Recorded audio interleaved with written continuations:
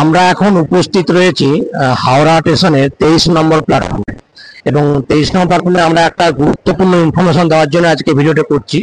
এটা হচ্ছে একটা লাগেজ রুম, অর্থাৎ দেখতে পাচ্ছেন আপনারা মাল আমানত ঘর, অর্থাৎ এখানে যারা দূর দূরান্ত থেকে যারা হাওড়াতে আসেন, এখানে 24 ঘন্টা, 48 ঘন্টা, 72 ঘন্টা, মানে 4 দিন 5 দিন ধরে মাল আপনারা রাখতে পারেন।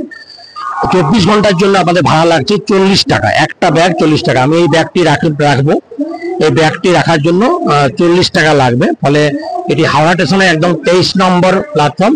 আমি একবার ঘুরিয়ে দেওয়ার জন্য ঘুরিয়ে দেওয়া, এটা হচ্ছে হাওড়া নম্বর 23 নম্বর প্ল্যাটফর্ম।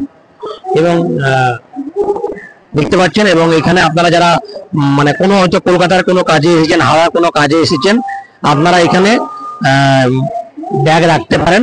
একটা ব্যাগের জন্য 40 টাকা। আমি এই ব্যাগটি একদম 23 নম্বর প্ল্যাটফর্মে রয়েছে, ফলে খুব ভালো।